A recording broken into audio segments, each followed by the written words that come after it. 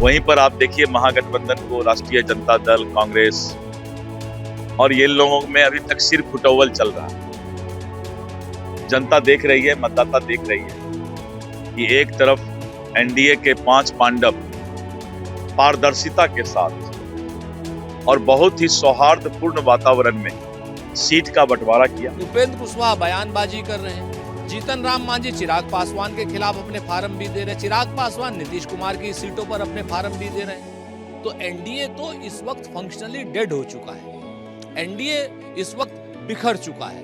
भ्रष्टाचार जो नीतीश कुमार ने 20 साल में किया था, उसकी लूट का हिसाब मेरे ख्याल से सभी लोग मांग रहे होंगे। एनडीए राष्ट्रीय जनतांत्रिक गठबंधन, आप देखें कि सबसे पहले सीट शेयरिंग का नंबर हमने घोषित किया और उसके बाद हम लोगों ने जो है पूरे उम्मीदवार की सूची घोषित कर दी। वहीं पर आप देखिए महागठबंधन को राष्ट्रीय जनता दल, कांग्रेस और ये लोगों में अभी तक सिर फुटौवल चल रहा है। जनता देख रही है, मतदाता देख रही है कि एक तरफ एनडीए के 5 पांडव पारदर्शिता के साथ और बहुत ही सौहार्दपूर्ण वातावरण में सीट का बंटवारा किया और आगे उम्मीदवार की घोषणा भी हम लोगों ने कर दिया। मतदाता आज जो महागठबंधन के अंदर राष्ट्रीय जनता दल और कांग्रेस के अंदर टिकट को लेकर, सीट को लेकर के आपसी खिंचातान चल रहा है, सिर फुटौवल चल रहा है, ये इस बात को साबित करता है कि आगे भी इनका यही स्वभाव रहेगा। इसलिए एनडीए और राष्ट्रीय जनतांत्रिक गठबंधन के लिए मतदाता ने मन बना लिया है और भारी बहुमत से एनडीए की सरकार प्रधानमंत्री श्री नरेंद्र मोदी जी और नीतीश कुमार जी के नेतृत्व में बनने जा रहा है। देखिए, मैं अभी इस पर कुछ नहीं बोलूंगा, लेकिन मुकेश सहनी जी के साथ अन्याय हो रहा है, क्योंकि मैं देख रहा हूं कि मुकेश सहनी जी का जो सम्मान एनडीए में था और आज जिस तरह से उनको डगरा का बैगन बना करके फेंकने का प्रयास किया जा रहा है। मुकेश सहनी का भी अपना एक सम्मान है, इज्जत है। सहनी समाज आज मल्लाहों के साथ, निषादों के साथ, सहनी के साथ जो अन्याय यूपीए करने जा रही है और विशेष करके कांग्रेस और राजग अगर मुकेश सहनी का इस तरह का अगर अपमान करेगी तो हमें लगता है कि मुकेश सहनी जी को भी कहीं ना कहीं ठेस पहुंचा है। और आज मुकेश सहनी जी ठीक है, इज्जत बचाने के लिए बेचारे थोड़ा चुप रह जाएंगे, लेकिन मल्लाह और निषाद में, सहनी समाज में ये मैसेज चला गया कि यूपीए मुकेश सहनी जी को अपमानित करने का काम कर रही है। देखिए, नाराज उपेंद्र कुशवाहा हैं, दिल्ली नित्यानंद राय जा रहे हैं, तो एनडीए का कुनबा तो तिनका तिनका करके बिखर रहा है। एनडीए के तो डूबते जहाज में अब कोई सवारी नहीं करना चाहता, चूहे सबसे पहले भाग रहे हैं। उपेंद्र कुशवाहा बयानबाजी कर रहे हैं, जीतन राम मांझी चिराग पासवान के खिलाफ अपने फार्म भी दे रहे हैं, चिराग पासवान नीतीश कुमार की सीटों पर अपने फार्म भी दे रहे हैं। तो एनडीए तो इस वक्त फंक्शनली डेड हो चुका है, एनडीए इस वक्त बिखर चुका है।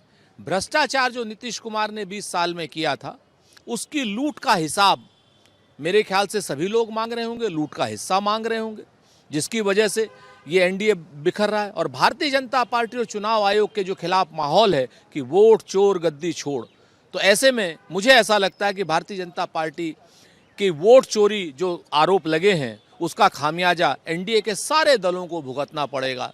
और एनडीए के दल अपने अस्तित्व के लिए छटपटा रहे हैं और निश्चित तौर पर आने वाला समय महागठबंधन का है और महागठबंधन के लोग एक बड़ी विजय प्राप्त करेंगे और महागठबंधन देश में, बिहार में अपनी सरकार बना करके जनता की आकांक्षाओं को पूरा करेगा, नौकरियां देगा, रोजगार देगा, महंगाई को दूर करेगा और लोगों की पढ़ाई दवाई मुफ्त करेगा। देखिए, सुकान मजूमदार हो या भारतीय जनता पार्टी का कोई भी नेता हो, इंडिया गठबंधन के किसी भी नेता को वॉच किया करता है और कुछ उनके मुंह से निकले उस बयान पर अपनी प्रतिक्रिया देने को बेरोजगार की तरीके से तत्पर रहता है।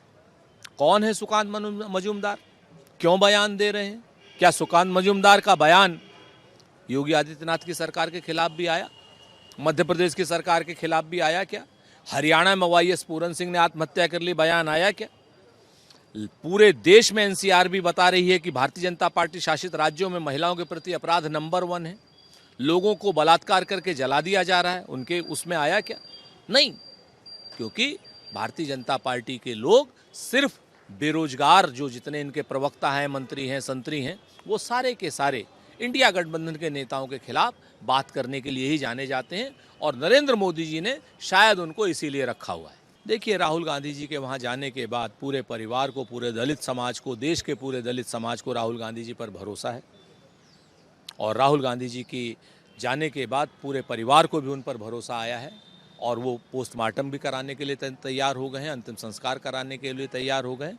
हम पूरे दलित समाज को संदेश देना चाहते हैं, विश्वास दिलाना चाहते हैं कि श्री राहुल गांधी जी नल की, नील की, कोल की, भील की, पिछड़े की, दलित की, आदिवासी की, महिला की, नौजवान की और किसान की लड़ाई अंत समय तक लड़ेंगे और पूर्ण न्याय दिला करके रहेंगे। देखिए, अगर ग्रैब लागू किया है तो अच्छी बात है, होनी भी चाहिए और प्रदूषण किस तरीके से नियंत्रित हो ये बताना चाहिए। अभी तक भारतीय जनता पार्टी वहाँ पर आरोप लगाती थी कि हरियाणा में पराली जल रही है या फलानी जगह पराली जल रही है, इसलिए यहाँ पे प्रदूषण हो रहा है। अब प्रदूषण किस कारण हो रहा है?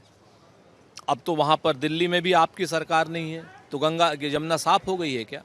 अब भारतीय जनता पार्टी की सरकार ट्रिपल इंजन की है, उसके बाद भी अगर वहाँ प्रदूषण हो रहा है तो इसकी पूरी जिम्मेवार भारतीय जनता पार्टी की सरकार मानी जाएगी। और भारतीय जनता पार्टी की सरकार सिर्फ थेथरई करती है, जुमलेबाजी करती है, जमीन पे कोई काम नहीं करती।